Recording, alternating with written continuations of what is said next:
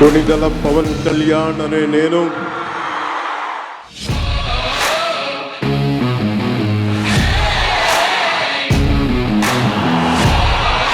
पवन नहीं आंधी है। Modi ji, you truly inspired the nation. As long as you are the Prime Minister of this country, our country will never bow down to anyone, sir.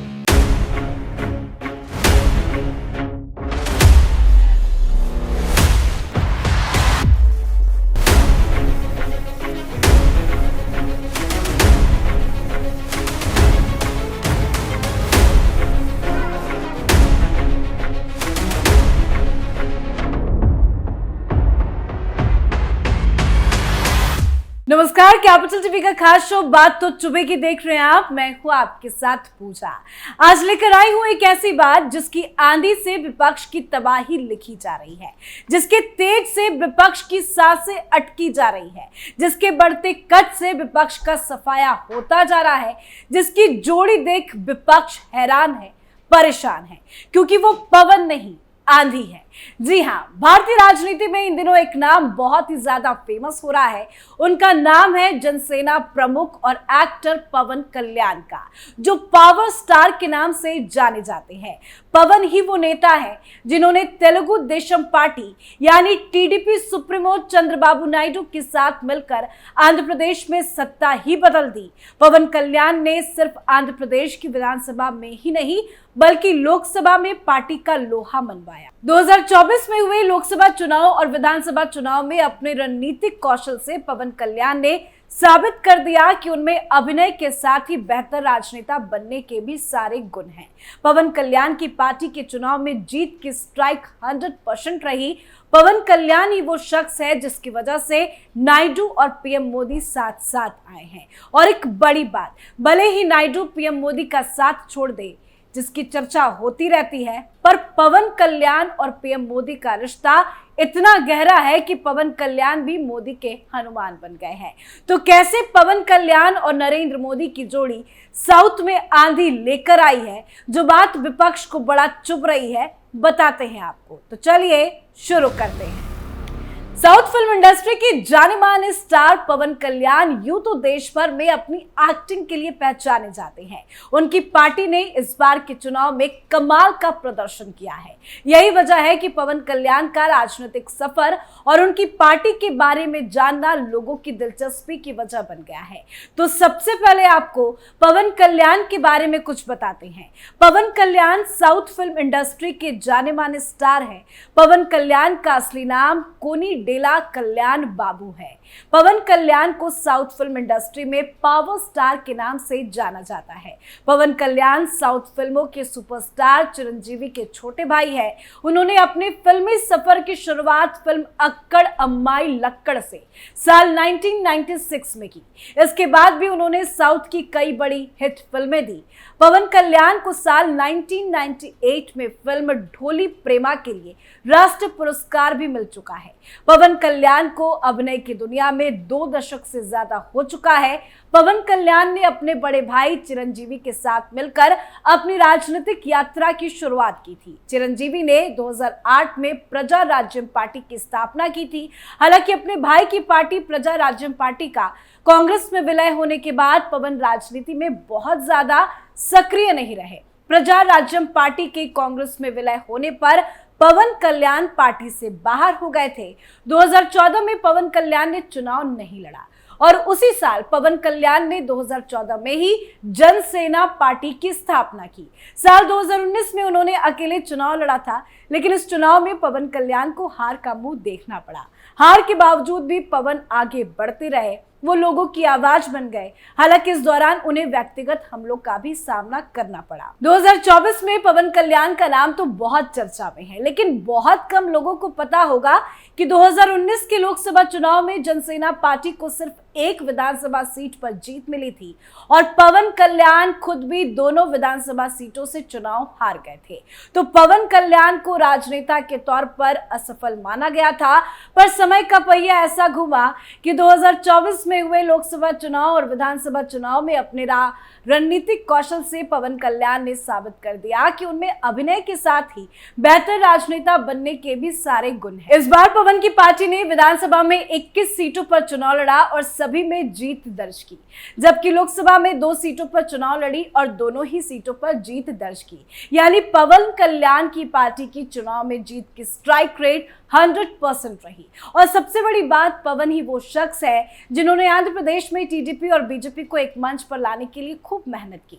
TDP के साथ वो पहले ही गठबंधन कर चुके थे, लेकिन उन्होंने इसमें बीजेपी को जोड़ने के लिए भी पूरा जोर लगाया और आखिर में ऐसा करने में वो कामयाब भी हो गए, जिसका नतीजा सबके सामने है। पवन कल्याण नरेंद्र मोदी के साथ जुड़ना चाहते थे। वो हर मंचों से कहते थे कि वो पीएम मोदी से काफी प्रभावित होते हैं और आखिरकार वो मोदी के साथ आ गए और अब मोदी के हनुमान भी बन गए हैं।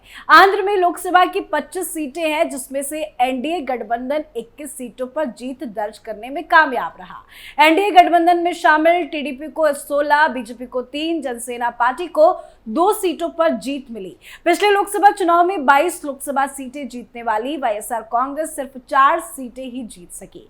विधानसभा की बात करें तो आंध्र प्रदेश के विधानसभा में चुनाव में टीडीपी, बीजेपी और जनसेना पार्टी ने मिलकर चुनाव लड़ा था, जिसमें टीडीपी ने 135, बीजेपी ने 8 और जनसेना पार्टी ने 21 सीटें जीती है। पर पवन ने ऐसा जादू किया कि पीएम मोदी भी पवन के फैन हो गए। पवन पीएम मोदी के साथ हनुमान की तरह खड़े नजर आए। 13 मई को जब प्रधानमंत्री नरेंद्र मोदी ने वाराणसी में अपना लोकसभा नामांकन दाखिल किया तो उनके साथ एनडीए के कई राजनेता थे। उनमें से सबसे अलग थे पवन कल्याण। जब पीएम मोदी को संसदीय दल का नेता चुना गया तब पीएम मोदी ने पवन कल्याण की जमकर प्रशंसा की थी। उन्होंने मंच से कहा था कि ये पवन नहीं, आंधी है। इसके पीछे की वजह थी पवन कल्याण के पार्टी का प्रदर्शन और भविष्य की राजनीति। ये जोड़ी भविष्य की राजनीति की तरफ इशारा कर रही है, जो विपक्ष के लिए बहुत बड़ा झटका बनता जा रहा है। पवन कल्याण ने नरेंद्र मोदी को प्रधानमंत्री बनाने के प्रस्ताव का समर्थन करते हुए कहा कि जब तक नरेंद्र मोदी प्रधानमंत्री बने रहेंगे तब तक देश किसी के सामने नहीं झुकेगा। तो क्या कुछ कहा था पवन कल्याण ने, सुनाते हैं आपको। Prime Minister Sri Narendra Modi ji, my heartfelt wishes on behalf of Janasena, and I'm fortunate and grateful for giving this opportunity to be here. It started in 2014 in the same place. An Honorable Chandrababu Naidu just said, we're going to see Modi ji to rule this country for 15 years, and it's happening, sir. Chandrababu ji, your prophecy came true. Modi ji, you truly inspired the nation. As long as you are the Prime Minister of this country, our country will never bow down to anyone, sir.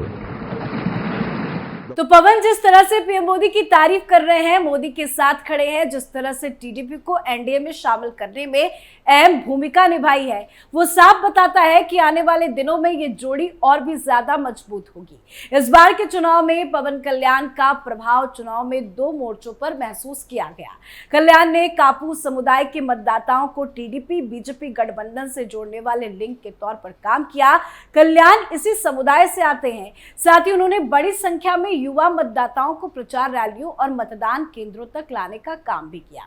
वैसे पवन कल्याण जिस तरह से पेश आते हैं, उस वजह से भी वो सभी के दिलों में जगह बनाते जा रहे हैं। भारत की पहचान दुनिया में उसके संस्कार और परिवार के लिए प्यार और एकता से होती है। जहां हम हर सुख और दुख अपने परिवार के साथ बांटते हैं, ऐसे ही संस्कार, परिवार का प्यार और एकता देखने को मिला पवन कल्याण के घर में उनकी जीत के बाद। साउथ के सुपरस्टार पवन कल्याण जो पीथापुरम की सीट से नवनिर्वाचित सांसद बने हैं और डिप्टी सीएम भी अब तो बन गए हैं, पर कल्याण जीत के बाद पत्नी अन्ना जहलनेवा और बेटे अकीर नंदन के साथ अपने जब घर पहुंचे, वहां का नजारा देखने लायक था।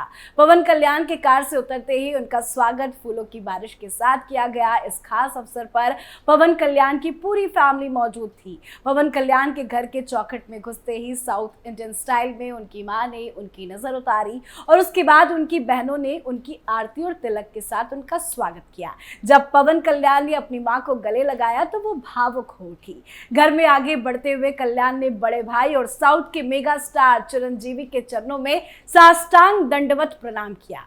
चिरंजीवी ने छोटे भाई का माथा चूमते हुए उनको गले लगा लिया। उनका ये प्यार देखकर वहां मौजूद हर व्यक्ति भाव विभोर हो उठा। ऐसे परिवार का जब साथ हो तो इंसान हर क्षेत्र में विकास ही करता है।